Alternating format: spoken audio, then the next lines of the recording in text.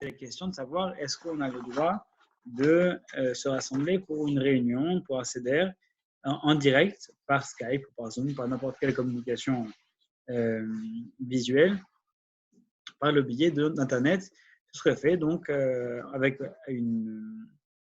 un allumage programmé, avec une minuterie, et ça s'éteindrait tout seul, comme ça il n'y a pas de risque particulier. Donc, ce sont des choses sur lesquelles on peut réfléchir ensemble pour savoir si il y a des particularités à passer ce CEDER ou ce PESAR de manière générale en confinement. Alors déjà, il y a beaucoup de choses qui sont de l'ordre de l'aspect pratique, c'est-à-dire qu'elles dépendent beaucoup plus d'une organisation que de véritablement une impossibilité pratique. C'est-à-dire que, par exemple, il y a des personnes qui disent, voilà, moi je sais que je ne pourrai pas acheter de matzot, donc qu'est-ce que je fais si je n'ai pas de matzot le soir de Pessah? Alors, qu'on ait ou pas de matzot, quoi qu'il en soit, on a une obligation de manger de la matzah le soir du Seder de Pessah. Donc, ce qui fait que soit on accomplit la mitzvah, soit on n'accomplit pas la mitzvah. Mais si on a des matzot, du coup, on doit l'accomplir. Si on n'en a pas, on n'en a pas et c'est tout. Pour autant, la mitzvah ne disparaît pas. Bien sûr, il y a un principe qui dit que celui qui a un cas de force majeure, Ramana Patre, donc Anous, celui qui est dans une impossibilité technique, donc eh bien, il est dispensé, certes, mais est-ce qu'on est vraiment dans une impossibilité technique? Par exemple, il y a la question de l'attestation du gouvernement qui dit qu'on ne peut pas sortir faire des courses à plus de telle distance. Donc, dans ce cas-là, on pourrait dire, bon, c'est interdit. Est-ce que j'ai le droit de transgresser l'interdiction de sortir au-delà d'un certain périmètre pour aller acheter de la matzah? D'abord, il faut savoir que cette question n'est valable que s'il n'y a pas de site Internet qui livre à domicile. Et il se trouve que, en tout cas à Lyon, il y a un certain nombre de sites Internet de fournisseurs qui livrent à domicile. Certes, le prix est plus cher, mais plus cher, ça ne veut pas dire qu'il n'y a pas. C'est-à-dire que la question revient à dire est-ce qu'on a l'obligation d'acheter la matzah plus cher ou alors se dire c'est trop cher, je n'achète pas, on fait comme s'il n'y en avait pas. Donc le fait est qu'en mettant le prix, déjà, c'est sûr qu'on peut avoir accès à une matzah livrée à domicile, c'est sûr et certain, puisque c'est qu'une question de prix. Donc la question se pose différemment, c'est jusqu'où on va pour acheter de la matzah. Lorsqu'on en a les moyens, lorsqu'on n'a pas les moyens, la question se pose différemment, évidemment. Sachant encore qu'il y a même des groupes, il y a des personnes qui peuvent s'organiser pour, dans les cas où il n'y a pas de moyens financiers, il y a d'autres groupes communautaires, socio-communautaires qui vont proposer, donc le groupe qu'on a monté à Tilsit ou d'autres groupes qui sont très heureux de pouvoir aller le livrer, ça leur fera une mise en plus. Donc déjà, il y a les questions de est-ce qu'on ne veut pas ou est-ce qu'on ne peut pas? C'est ici une question financière. Alors, ce n'est pas qu'on ne peut pas, c'est qu'on ne veut pas dépenser un certain montant pour une matzah, ce qui par ailleurs peut s'entendre, mais la question à l'argument n'est pas la même.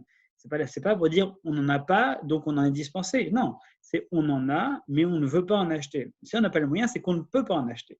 Si on a les moyens, mais on trouve que c'est trop cher, alors dans ce cas-là, c'est on ne veut pas en acheter. Ça, c'est déjà d'arriver à analyser la vraie question à l'Afrique. C'est est-ce qu'on ne peut pas pour des raisons techniques ou est-ce qu'on ne veut pas? Là, on est évidemment beaucoup plus dans une situation de on ne veut pas parce que c'est trop cher. Ensuite, par contre, il y a une question qui est beaucoup plus pertinente qui est est-ce que j'ai le droit de transgresser la loi pour aller acheter mes matzot? Ça veut dire que, imaginons que j'ai personne qui livre chez moi. J'habite à 50 km de Lyon et il n'y a aucun livreur qui vient chez moi. J'ai tous appelés, il n'y a personne qui vient chez moi. Donc là, il faut que j'aille acheter. Mais l'État m'interdit de me déplacer au-delà d'une certaine distance pour aller faire mes courses.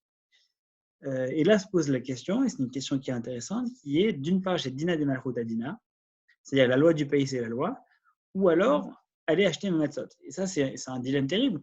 Moi, j'aurais été tenté de dire, bon, on peut essayer de trouver une faille dans la formulation du formulaire en disant que les courses que je fais en bas de chez moi, il y a ce dont j'ai besoin, il n'y en a pas. Donc, ça me force à aller plus loin. Mais le problème, c'est que qu'en est-il si on considère, que l'État considère que le matzot, ça n'est pas quelque chose d'urgent et qui, fondamentalement, n'est pas complètement faux. Ça veut dire que, certes, les matzot, c'est une obligation de la Torah, d'accord, mais d'un autre côté, si j'en ai pas, j'en ai pas. Et imaginons que je vais aller faire mes courses et au magasin, les normes ne sont pas respectées et j'attrape un virus par là. Je reviens chez moi à 50 km et ensuite, je vais commencer à contaminer mon entourage. Donc, effectivement, la question est pertinente. Donc, c'est vrai qu'il y a un vrai calcul à faire. Et si on se trouvait dans cette configuration-là et qu'on sait qu'il y a un risque que aller acheter mes matzot, ça peut provoquer un risque de contamination, il est évident qu'il n'y a absolument aucune obligation d'avoir ces matzot-là. Mais encore une fois, est-ce que toutes les précautions sont prises? Est-ce que c'est le seul moyen d'avoir ces matzot-là? Là, la question reste entière. Est-ce qu'il y a d'autres moyens de pouvoir m'organiser pour les avoir? Est-ce qu'il y a des personnes autour de moi qui peuvent aller en chercher? Est-ce qu'il y a un moyen de faire en sorte que, que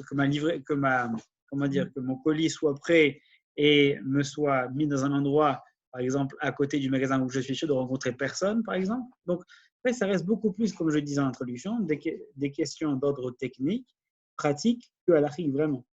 Reste fondamentalement la question du formulaire qui dit qu'on n'a pas le droit d'aller au-delà une certaine distance, et auquel cas, soit il y a effectivement dans une certaine nécessité, et dans ce cas-là, ça peut justifier une sortie, soit effectivement il n'y a pas de nécessité, dans ce cas-là, ça ne justifie pas de sortie. Et par exemple, nous, on a dans le groupe qu'on a mis en place pour aller aider les personnes âgées, on leur apporte des matzot et dans les choses à cocher, il y a effectivement aller aider une personne isolée pour aller aider une personne isolée. Donc peut-être qu'il y a on peut également peut-être s'arranger comme ça. En tout cas, ce qui est certain, c'est que nous, lorsque les personnes qui ne veulent pas sortir de chez elles pour aller faire des courses, ben on en profite pour en même temps aller leur acheter leur méthode et tout le reste. Et ça fait partie de ce qui a été prévu par la loi. Donc c'est un moyen également de pouvoir s'organiser si on s'y prend suffisamment tôt. Maintenant, d'un autre côté, imaginons qu'on arrive dans une situation où il n'y a pas de matzot, il y a une pénurie de matzot, ce qui n'est pas du tout le cas. Ce qui n'est pas du tout le cas, il y a largement suffisamment de matzot qui sont prêts, tout simplement parce que tous les organismes qui avaient prévu des Pessah organisés ont annulé leur Pessah, donc il y a un stock beaucoup plus important qui a été produit, donc on n'est pas du tout en pénurie, donc à ce moment-là, à ce niveau-là, il n'y a aucun souci. Donc, lorsqu'on est dans une situation où il n'y a pas de matzot, bon, la question est réglée, il n'y en a pas, il n'y en a pas. Maintenant, qu'est-ce qu'on fait s'il y en a un petit peu? Qu'est-ce qu'on fait s'il y a un petit peu de matzot et on a réussi à en trouver la fois où on en était, la seule fois où on a pu sortir, on a fait nos 50 km, on arrive et il reste un paquet de matzot, ça ne suffira pas du tout pour l'ensemble de la fête. Qu'est-ce qu'on fait avec ce paquet de matzot? Donc, il y a des priorités. Il y a des priorités dans la fête de Pessah, ou de manière plus générale, une personne qui a des problèmes pour manger sa matzah. Il y a des priorités dans la fête de Pessah. Tous les jours n'ont pas la même obligation. Il y a effectivement le premier jour de Pessah, une réelle obligation à manger de la matzah. Donc, pendant les Sédarim, on doit manger de la matzah. Non seulement on doit, mais en plus, on doit manger plusieurs fois de la matzah. C'est-à-dire qu'on a plusieurs kaséites, plusieurs mesures minimales, donc de plusieurs fois 30 grammes, qu'on doit arriver à manger. Et non seulement on doit la manger, en plus, on doit la manger à plusieurs reprises, et en plus, on doit la manger pendant un laps de temps finalement assez réduit, d'environ 4 minutes. Donc, 4 à 7 minutes. Donc, lorsque une personne est en pleine forme et qu'il n'y a pas de souci particulier pour supporter la matzah, eh bien, il doit la manger au moment de Motzi Matzah, il doit en remanger une au moment de Korer, et il doit en manger une au moment, à la fin du Seder, au moment de la Fikoman. Donc, en tout, il doit manger 3 à 4 fois 30 grammes de matzah, ce qui, en fait, la matzah étant particulièrement légère, ça fait un volume particulièrement important. Donc, se pose la question, est-ce qu'on est capable de manger? Et maintenant, si on a peu de matzah, qu'est-ce qu'on fait? Il faut bien rationner. Donc, la mitzvah de la matzah, on doit la conserver prioritairement, une matzah shmura, on va la manger prioritairement pendant les sédarim et pendant les repas des premiers jours. Du premier jour, on pose la reste du premier et du deuxième jour. Et après, le reste, si on n'a pas de matzah shmura, même si on n'a pas le matzah du double, on pourra faire comme le reste de l'année. Si on n'a absolument plus de matzah, on pourra faire comme tout le reste de l'année, motzi sur une autre matzah ou sur quelque chose qui est considéré comme meznot, donc même un gâteau, par exemple, à base de quelque chose de sec à base de blé qui n'a pas levé. Même ça, on pourrait faire donc mezonot, comme pour le reste de l'année. À partir du moment où on fixe un repas sur ça, on aura de faire motzi. Donc, il y a des priorités dans la consommation de la matzah. Si on en a peu, eh bien, on doit prioriser en fonction des obligations qu'on a, c'est-à-dire d'abord le seder, et ensuite les repas, les premiers repas, et ensuite tous les repas pendant la semaine pour pouvoir faire la bracha de motzi dessus au moment des repas de fête. Donc, il y a un moyen de prioriser. Ça, c'est pour ce qui est de la consommation de la matzah. Qu'est-ce qu'il y a d'autre comme problème lié au confinement? Bien, il y a la question, la veille de Pessah, du Siyum. C'est-à-dire, en général, on va à la synagogue et la veille de Pessah, pour les premiers-nés garçons, il y a une obligation de jeûner. Seulement, il y a une possibilité qui est si on assiste à la fin d'un traité, par exemple du Talmud, eh bien, lorsqu'on assiste à ce type de réjouissance, on a le droit de manger à ce moment-là, puisque comme on a déjà une légitimité à manger lors de ce repas-là, eh bien, on a également le droit de continuer à manger pendant le reste de la journée. Donc, de ne pas jeûner veille de Pessah, ce qui parfois, il y a des personnes qui ne supportent pas bien le jeûne, peut être utile. Ensuite, il faut savoir autre chose. En ces périodes de virus, une personne qui est atteinte du virus n'a pas l'obligation de jeûner. Une personne qui est atteinte d'un virus qui l'affaiblit, on ne voit pas une personne qui est asymptomatique à 100%, qui va très bien, donc ça, il n'y a pas de raison. Mais une personne, par exemple, on peut même d'ailleurs, d'après certains, même une personne qui est asymptomatique, mais le problème c'est que si elle est asymptomatique, il y a peu de chances qu'elle sache qu'elle est contaminée. Donc une personne qui va bien, il n'y a pas de raison, mais d'après certains, personne n'aurait l'obligation de jeûner. Quoi qu'il en soit, ce qui est certain, c'est qu'une personne qui est malade et qui est fatiguée pendant cette période-là n'a pas l'obligation de jeûner toute une journée parce que ce n'est pas le moment d'affaiblir les défenses immunitaires. Cela étant dit, donc, il y a la question du siyum. Normalement, on peut se dispenser avec un siyum, mais comme on ne peut pas sortir, donc comment est-ce qu'on fait pour aller assister à la fin d'un traité d'une étude? On ne peut pas. Donc, comment est-ce qu'on peut faire? Eh bien, d'une part, il y a la possibilité de le faire à distance, même par téléphone ou par Skype ou par Internet. Ça, effectivement, ça fonctionne. Dès l'instant qu'on assiste, même si on n'est pas physiquement présent, mais qu'on assiste à cet événement d'un siyum, même par Skype, d'après certains décisionnaires importants, on aurait le droit, donc, et ça a été encore rappelé récemment pendant cette période de confinement, on aurait le droit d'assister à un siyum masechet à la fin d'un traité, même par Skype. Cela étant dit, rien ne nous empêche, puisqu'on a 13 jours qui nous séparent de la veille de Pessah, de faire une étude de un jour, une feuille. Il y a un traité de Horayot qui fait 13 pages. Et donc, si on apprend une feuille par jour, on a le temps jusqu'à la fin de Pessah de terminer un traité entier. Et dans ce cas-là, c'est aussi un moyen, on n'a même pas besoin de se déplacer, de le faire soi-même et de pouvoir célébrer la fin d'un traité en étant complètement dans la légitimité sans avoir besoin de se baser sur une quelconque permission. Ça, c'est donc une des questions qui est particulière au confinement et au virus ambiant. Il y a également, juste après donc, le matin de l'office, on a la veille au soir, on a recherché le Hametz, mais le matin de la veille de Pessah, normalement, on doit brûler le Hametz. Mais comment est-ce qu'on fait pour brûler le Hametz lorsqu'on n'a pas de jardin? on est en maison, on fait un barbecue, il y a l'alarme qui sonne. Donc si on met son Hametz à brûler veille de Pessah, eh bien, on risque d'avoir de gros soucis. Donc, comment est-ce qu'on fait dans ces cas-là? Eh bien, il n'y a pas une obligation, effectivement, ça s'appelle le bio Hametz, la consommation du Hametz, mais il n'y a pas d'obligation de brûler vraiment. Il faut s'en débarrasser pour que ce soit immangeable, mais on n'a pas une obligation de le brûler. C'est-à-dire que dès l'instant qu'on s'en débarrasse de manière définitive, qui devient inconsommable, on a le droit de se débarrasser de la manière la plus inventive. Donc, il faut qu'il ne soit plus consommable par un animal. Donc, vous prenez du Hametz, vous versez dessus de la javel, par exemple. Donc là, il est plus consommable. Après, dès l'instant qu'il est plus consommable, vous pouvez le jeter aux toilettes, par exemple, et vous tirez la chasse. Si vous tirez la chasse, évitez de mettre de l'alu autour des papiers que vous aurez cachés la veille, parce que ça part moins bien quand vous mettez du papier toilette ou n'importe du papier du sopalin, n'importe ce qui puisse se débarrasser plus rapidement. Ça, c'est donc pour une question technique qui peut effectivement avoir lieu également, donc en particulier en période de confinement, par exemple. Qu'est-ce qu'il peut y avoir de particulier? Donc, on arrive le soir de Pessah rentre, mais on n'a pas d'office. Il n'y a pas de synagogue, il n'y a pas d'office. À quelle heure à partir de quand est-ce qu'on peut commencer à faire l'office? Et à partir de quand est-ce qu'on commence à manger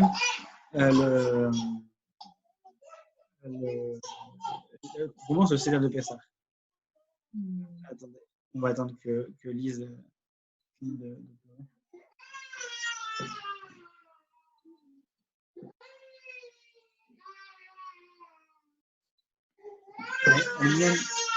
Elle vient de pleurer. Oui? Ouais.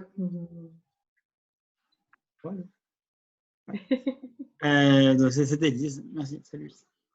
Merci de participation. Alors, donc on arrive le soir de Pessah. Il n'y a pas d'office. Comment est-ce qu'on fait pour les horaires? À partir de quand est-ce qu'on commence le Seder de Pessah? Alors, pour commencer le Seder de Pessah, il faut que le mieux, c'est qu'on soit dans le jour de Pessah. C'est-à-dire que commencer le Kiddush, il faut que la fête soit rentrée. Donc, normalement, lorsque on est en communauté, on commence l'office, même plutôt l'office de Harvit, on peut le commencer plus tôt, dès l'instant qu'on sait qu'il y a des enfants à la maison comme ça qui ne peuvent pas tenir très longtemps. Donc, on fait la prière un petit peu en avance, et à condition de pouvoir commencer le Seder à partir de l'horaire minimal. Donc, actuellement, la sortie des étoiles, c'est-à-dire le moment où le jour est entièrement rentré selon tous les avis, c'est donc le moment de Tzedek Kochavim. On est environ à 19h38, donc d'ici 2 semaines, on sera à 19h45, grosso modo. Je n'ai pas regardé, mais je peux regarder. Donc Pessah, voilà, on sera à... Ah, mais non, il y aura eu le changement d'horaire, les coquins. Donc, on sera 1 heure plus tard, donc on sera environ à 20h50. Donc, à partir de la Shkia, on fera Mincha jusqu'à 20h15 environ. Et ensuite, on fera Arvit et on pourra commencer véritablement à se mettre à table le premier et le deuxième jour à partir de la sortie des étoiles, c'est-à-dire autour de 20h50, 20h56. Là, on commencera, surtout le deuxième jour. Autant le premier jour, on peut le commencer avant. Autant le second jour, il faut que le deuxième jour soit entièrement rentré pour pouvoir passer au Seder du deuxième jour et la célébration du deuxième jour qui commence lorsque le premier jour est entièrement terminé. Donc le lendemain soir, il faut commencer le Seder, donc à partir de 20h56. Rien ne nous empêche de commencer le Seder différemment. C'est-à-dire que tous les commentaires, toutes les explications, on peut très bien prendre une partie du Maggid qui est la partie la plus longue du Seder de Pessah, et on peut très bien la commencer avant. On commence les explications diverses et variées, on les commence avant, et ainsi, dès qu'on peut commencer à faire le Seder, on commencera, et donc on aura fait déjà une partie auparavant. Donc en fait, rien ne nous empêche de commencer plus tôt. Il faut juste que le Kiddush, le deuxième jour, soit fait à partir de 20h56 pour enchaîner la suite du CDR. Mais ça, en réalité, ce n'est pas particulier à cette année. C'est juste que habituellement, on le dit à la synagogue et l'office et fait en sorte pour qu'on puisse commencer le CDR à la maison quand on revient. Mais en réalité, c'est toujours la même chose. On calcule l'horaire de l'office de cette manière-là. Là, le deuxième soir, on commencera le CDR à partir donc, de cet horaire-là. Ensuite, qu'est-ce qui est particulier au confinement? C'est juste qu'au enfin, on ne sort pas particulièrement. Pendant la deuxième fête également, c'est la même chose. Il n'y a pas beaucoup de différence. C'est juste que normalement, quand on fait mincha, on a le droit de faire mincha et de faire arvit juste après mincha, à condition, en temps normal, à condition que l'on ait à condition que l'on fasse la prière plus tôt pour garder le minyan. C'est-à-dire qu'en fait, normalement, la prière de Arvit se fait systématiquement à la tombée de la nuit. Mais dans le cas où on ne peut avoir le minyan, c'est-à-dire une prière en commun, on ne peut l'avoir que si on fait mincha et Arvit à la suite, et que si on décide de les faire séparément pour respecter l'horaire à 100%, les gens vont partir entre-temps. Donc dans ce cas-là, on a le droit de faire la prière d'Arvit un petit peu plus tôt, c'est-à-dire à partir du temps du plag à mincha, c'est-à-dire la moitié du temps le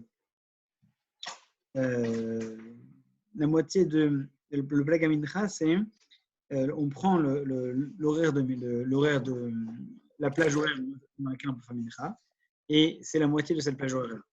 Donc nos sages ont institué que dans le cas où on a peur qu'on n'ait pas assez de gens pour faire Arvit en communauté, qu'on fasse Arvit un petit peu plus tôt, juste après Mincha, dans le cas où on a Minyan.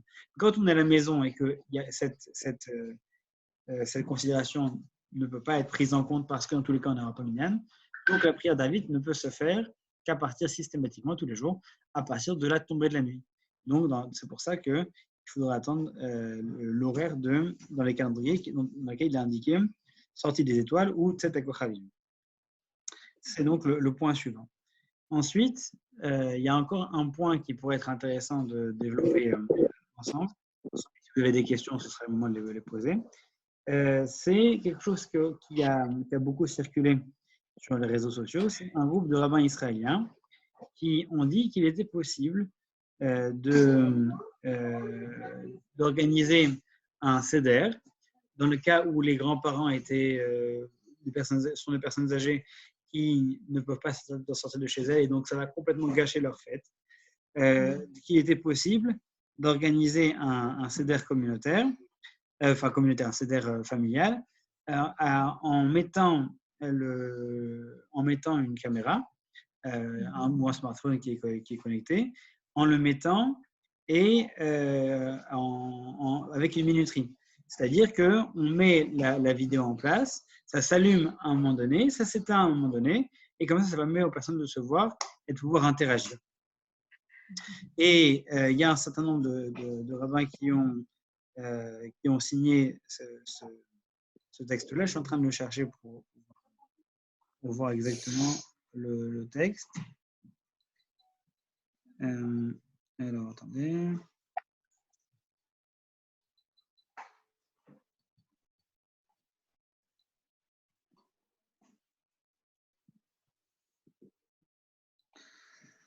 Alors.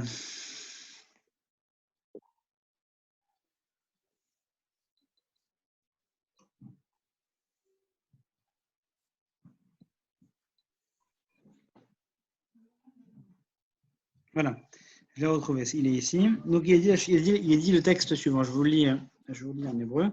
Bon, la question, vous l'avez entendu déjà, c'est la question qui pose, voilà, qu'est-ce qu'on fait puisqu'on n'a pas la possibilité de se voir? Est-ce que chacun fait de son côté, mais du coup ça gâche un petit peu la fête? Est-ce qu'on peut faire par Skype? Donc, la réponse est la suivante. Il y a 7 rabbins qui ont signé cette réponse et qui ont dit, nous avons identifié 3 problèmes que nous allons aborder. Premièrement, c'est l'allumage d'un appareil pendant Yom Tov. Deuxièmement, c'est créer une ambiance de non-fête pendant la fête, c'est-à-dire que si on met un smartphone d'un côté, un écran, ben, on ne ressent plus tellement bien la différence de temps entre une période de fête et une période de non-fête, puisqu'on fait comme d'habitude, quoi. Et le troisième point, c'est le risque d'en venir à l'utiliser pendant la fête sans qu'il y ait de besoin. Donc, et ils répondent au premier problème d'allumer un appareil Yom Tov. Il y a beaucoup de sages d'Afrique du Nord qui considèrent qu'il n'y a pas de problème d'allumer l'électricité Yom Tov, premièrement, mais indépendamment de ça, il dit que dans tous les cas, la question ne se pose pas parce qu'il peut mettre une minuterie. Et dans ce cas-là, il ne touche pas du tout à l'écran. Et donc, dans ce cas-là, il n'a pas allumé pendant Yom Tov. Donc, ça répond au premier problème. À la seconde question qui est ambiance de rôle, il dit oui, c'est vrai. Mais d'un autre côté, il y a une notion de Tzorech Gadol, c'est-à-dire de nécessité importante, parce qu'une personne qui ne peut pas faire le seder avec sa famille, alors il ne ressent pas la fête. Et donc, quelque part, mettre l'écran pour lui, c'est justement, précisément, contribuer à créer une ambiance de fête. Alors que s'il n'avait pas l'écran qui est allumé, justement, il serait tout seul, donc il ne serait pas dans une ambiance de fête. Et à la troisième question qui est le risque de venir à en utiliser pendant la fête, il dit encore une fois, ça se fait dans un contexte particulier, ça s'allume et ça s'éteint à un moment donné, donc il faut le faire de telle manière à ce que personne ne puisse toucher, et dans ce cas-là, on ne voit pas le problème. Donc ça, c'est l'avis de ces différents problèmes. Alors, le problème de cette manière d'aborder les choses, qui est, moi personnellement, quand j'ai lu ça, ce que ça m'a évoqué comme problème, c'est que je ne vois pas de différence particulière entre période de confinement ou pas période de confinement. Il y a toujours des personnes qui sont isolées. De manière générale, dans la vie, il y a toujours des personnes qui sont isolées. Il y a des personnes âgées, il y a des personnes handicapées. Il y a toujours eu depuis toujours, des personnes isolées et des personnes handicapées qui ne pouvaient pas aller passer ces heures en famille, dans un soldat qui est en mission, etc. Donc, il y a toujours eu cette situation. Et pour autant, on n'a jamais évoqué cette nécessité de dire il est coupé de sa famille pour pouvoir justifier de mettre un écran. Ce n'est pas aujourd'hui qu'on a créé la possibilité de mettre un écran. Donc, il n'y a pas d'élément particulier à cette situation qui évoque une différence par rapport à un temps habituel. En l'occurrence, pour aller plus loin, la question du tzorech de la nécessité, elle existe à la rigueur pour la personne qui est coupée de sa famille, mais pour ceux qui sont en famille et qui sont déjà en groupe, eux, comment est-ce qu'on va justifier pour eux d'allumer ou de mettre la caméra? Pour celui qui est tout seul dans son coin, à la rigueur, on pourrait imaginer qu'il y a un truc, mais pour ceux qui sont déjà en groupe, pour eux, ils n'ont aucun besoin de cela. Donc pour eux, ça va provoquer quelque chose d'inhabituel et qui va sortir du contexte. Autant une personne, il n'a que ça pour se connecter, donc de son côté, on pourrait imaginer que pour lui c'est nécessaire. Autant une personne qui est en famille, lui, n'a pas ce besoin. Il n'a pas besoin de voir sa grand-tante, son grand-père ou son grand frère. Celui qui est seul en a besoin, mais pas celui qui est déjà en groupe. Donc, ça peut justifier d'un côté, mais ça ne justifie pas de l'autre côté. Donc ça, en soi, c'est un problème. Ensuite, de manière générale, tout travail est permis à Yom Tov, quel que soit le travail du reste, il est permis à Yom Tov, qu'à condition, quand je dis tout travail, c'est-à-dire par exemple le fait de cuisiner pendant Yom Tov, par exemple, ou de déplacer un objet d'un domaine à un autre, est permis dans Yom Tov, et ça a été rendu permis qu'à condition que ce soit fait pour la fête. C'est-à-dire que, par exemple, la possibilité de cuisiner à Yom Tov, elle n'a été rendue possible, et ça vient d'un verset de la Torah, dans lequel on nous permet Kol Ochel Nefesh, toute nourriture qui est nécessaire sera permise pendant Yom Tov. C'est-à-dire qu'il est permis de préparer la nourriture pour les besoins de la fête. Mais ça n'est permis que pour les besoins de la fête. Qu'à condition que la fête exige ce besoin. Alors qu'en l'occurrence, faire un seder tout seul, certes, c'est pas glorieux, mais ça n'est pas une obligation de la fête que de le faire à plusieurs ou que de le faire en communauté ou que de le faire à 10. Certes, ce n'est pas agréable, mais il n'est pas interdit et il n'est pas obligatoire de le faire à 2 non plus. Une personne qui est toute seule et qui le fait tout seul, donc vis-à-vis de la fête, il n'y a pas une obligation. Donc, il n'y a rien qui justifie, c'est certes plus agréable, mais il n'y a rien qui oblige et qu'on le considère comme un besoin de la fête. Sinon, si c'était effectivement une nécessité, pourquoi par exemple pendant Shabbat, quelle différence ça fait entre la fête et Shabbat? Un repas de vendredi soir ou Shabbat matin qui est tout seul, finalement, ce n'est pas agréable de le faire tout seul. Donc, on devrait pouvoir mettre déjà dès la veille de Shabbat, dans tous les écrans, dans toutes les familles, un écran pour pouvoir faire un repas communautaire. Comme ça, les gens qui sont seuls peuvent faire également de leur côté un seder en famille. C'est joli, c'est communautaire, c'est chaleureux. C'est vrai, mais ce n'est pas shabbatique.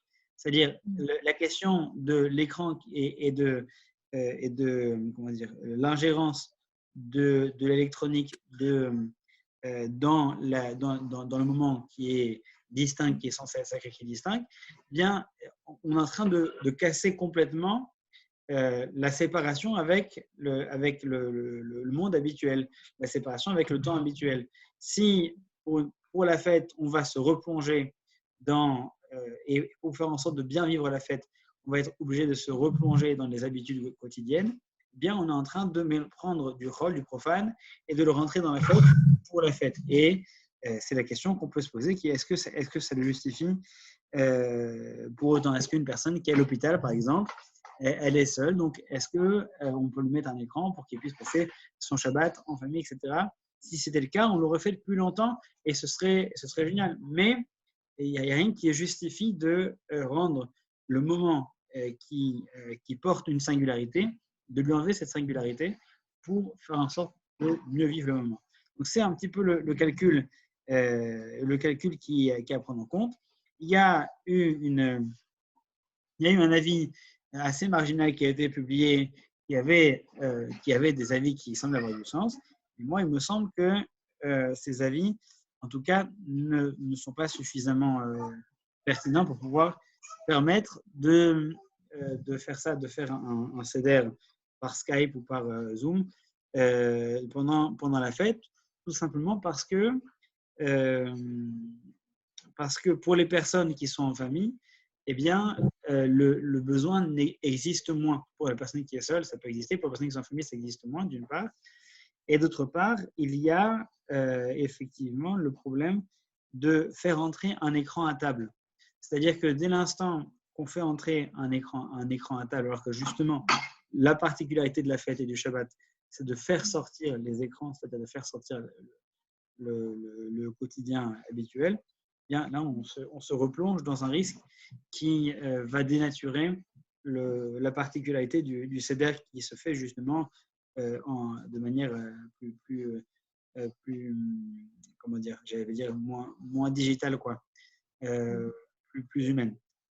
Donc ça, c'est un risque qui peut ne pas à prendre. Il n'empêche que ça fait partie des questions qui ont été abordées et qui permettent de réfléchir de nouveau la manière dont on doit aborder ce CEDER, c'est-à-dire investir déjà se préparer déjà depuis un certain temps pour être capable d'arriver le jour même en ayant tout préparé et ne pas se laisser déborder par les situations qui imposent parfois une certaine urgence, et donc en prévention, et pendant la fête, bien faire en sorte de considérer ce temps comme une aubaine pour pouvoir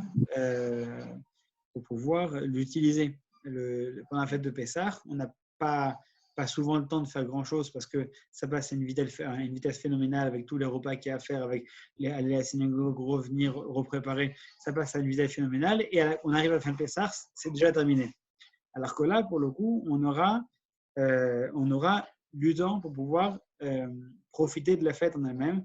On aura des heures pour pouvoir se plonger dans des réflexions qui sont typiques à Pessah.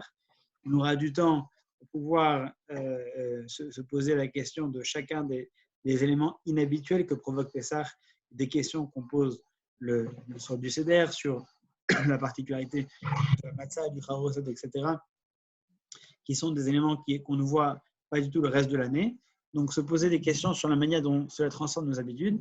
Et en plus, on vit une période où on est particulièrement capable de comprendre la manière dont notre vie peut être bouleversée par des éléments inhabituels, puisque notre période que nous traversons actuellement est une période complètement inhabituelle. Donc, on se rend compte encore plus, de manière plus éclatante, que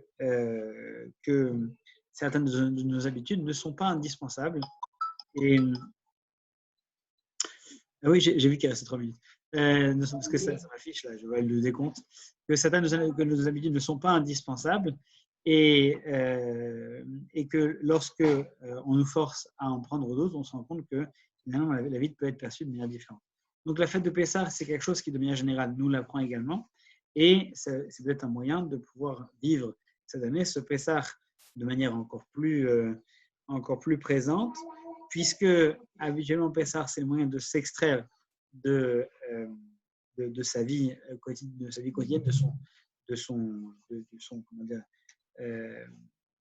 du cercle vicieux des habitudes qui prennent le pas sur la vie. Donc là, la fête de Pessah, en général, nous permet de nous remettre en question sur notre enchaînement à la société. Bien là, on vit une période où justement, qui est quand même assez ce que je disais hier soir, qui est assez génial, dans laquelle on nous force, la société nous force, la vie en fait, nous force à prendre du recul sur notre attachement, notre enchaînement à la société. Le travail est repensé. On est en train de repenser toutes les questions de télétravail. On imagine toutes ces personnes qui en fait n'ont pas besoin d'aller au travail, qui y allaient juste parce qu'il fallait qu'ils y aillent. Maintenant, on se rend compte qu'en fait, on fait ça de la maison. Donc, ça va nous permettre de repenser le travail de manière générale, de favoriser peut-être le télétravail, de favoriser des moments en famille et de repenser. J'ai pas fini, il reste encore 1 minute 24 et c'est terminé, c'est bon. Donc, de repenser nos obligations familiales et ce qu'on a à gagner en y étant un petit peu plus. Ça nous permet également de revoir notre rôle à la maison sur la manière de répartir les tâches ménagères, etc. Chose que lorsqu'on est dans cet enchaînement, on n'est peut-être pas capable de pouvoir percevoir ou comprendre. Donc voilà pour cette discussion sur la fête de Pessah, sur les différentes questions que le confinement a eues. Si vous en avez d'autres et que vous aimeriez poser, vous les envoyer. On refera sûrement une séance ici la semaine prochaine pour toutes les questions que la période de Pessah et du confinement peut provoquer. Voilà, on profite de ces derniers instants pour vous saluer et vous dire à demain. Merci beaucoup. Merci beaucoup. Merci.